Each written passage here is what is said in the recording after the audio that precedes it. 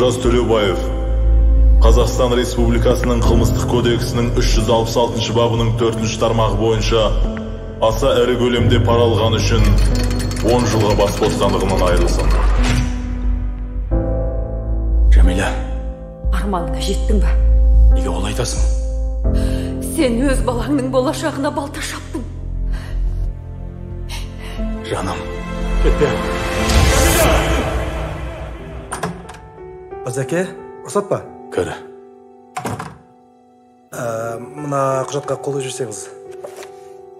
Түсінбедім. Бұл аванс қана. Жұмыс біткен соң толық аласыз. Тек қол қойып жүрсеңіз болды.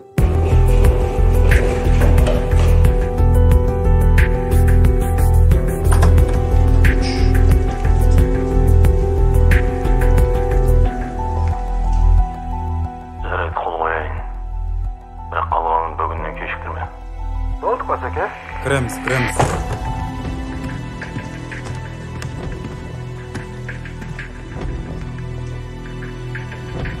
Сыбайлас жемқорлыққа қарсы қызмет. Жоқ, қолымды қоймаймын. Азеке, үлкен курс ұстайын деп отырмыз ғой. Осы ақшаны алып бақытты өмір сүрмейміз ба?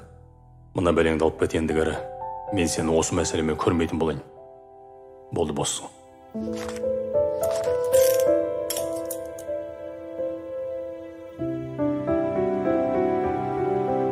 Парасыз да бақытты өмір сүруге болады. Ал менің бақытым, ол менің отбасым.